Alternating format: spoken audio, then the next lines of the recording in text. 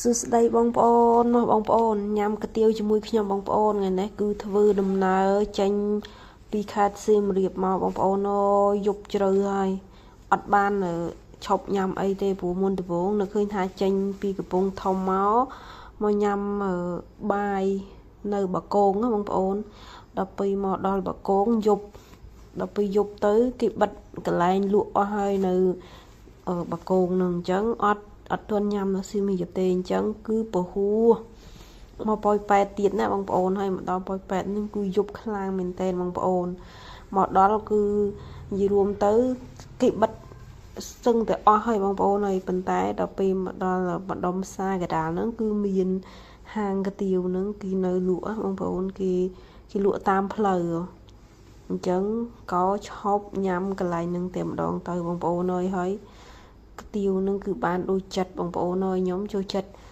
បន្លែច្រើនកាទៀវច្រើននិយាយរួមទៅភាគច្រើនគឺខ្ញុំតែញ៉ាំកាទៀវភាគច្រើនគឺខ្ញុំយករបៀបថាដុបគឺដាក់ដុបតែម្ដងបងប្អូនព្រោះអីអត់បាយមិនថាអត់មានថាគ្មានគេលក់បាយទេមានប៉ុន្តែខ្ញុំចង់ញ៉ាំនៅបកងគឺខ្ញុំចង់ញ៉ាំរបៀបថាបាយក្រហមអញ្ចឹងទៅជាមួយនឹងត្រីអណ្ដែងអាំងអញ្ចឹងទៅត្រីអាំងខ្ញុំរបៀបចង់ញ៉ាំអញ្ចឹងដល់ពេលមកដល់យប់ពេក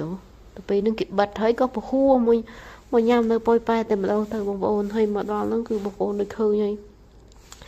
ទៅកន្លែងនេះក៏គេបិទដល់ពេលមកដល់កន្លែងសាកដាលហ្នឹងទៅ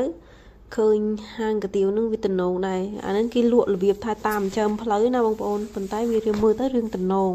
ដល់ពេលហ្នឹងគឺចូលញ៉ាំតែម្ដងទៅបងប្អូនហើយបងប្អូនឃើញហើយ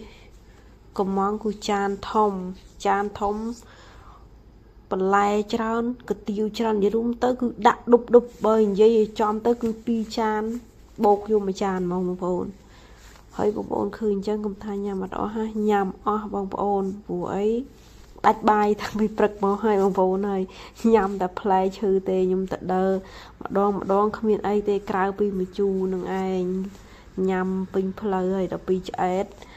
ដល់ពេលយប់ឡើងមានណាវាលមូលពោះឃ្លានបាយបងប្អូនអើយកាទៀវហ្នឹងគឺដាក់ហ្មងហើយឃើញប៉ុណ្ណឹងហើយបងប្អូនកុំស្មានថាឆ្អែតអត់ទាន់ឆ្អែតទេណានៅថែមទឹកសណ្ដែកដបធំមិនមែនដបតូចទេបងប្អូនអស់ចិត្តមួយដបទៀតនិយាយរួមទៅគឺថ្ងៃហ្នឹងគឺថ្ងៃហេវមែនតើហើយបងប្អូនបានដាច់ចិត្តថតវីដេអូបង្ហាញបងប្អូននឹងហើយឃើញអញ្ចឹងមិនយប់តិចទេណាបងប្អូនគឺយប់ខ្លាំងមែនតើហើយបងប្អូនដូចឃើញមេឃហ្នឹងហើយគឺខ្មៅល្ងឹតដោយសារគឺនៅខ្ញុំមកដល់ប៉ោយប៉ែតហ្នឹងគឺវាភ្លៀងអញ្ចឹងគឺមេឃហ្នឹងគឺខ្មៅខ្លាំងណាស់ហើយកន្លែងហ្នឹងគឺដីក៏វារៀងស្អិតដែរវាដីគេទៅចាក់ថ្មីគឺស្អិតពេញបាតជើងហ្មងបងប្អូនអើយប៉ុន្តែឃ្លានហើយឈប់ញ៉ាំសិនទៅ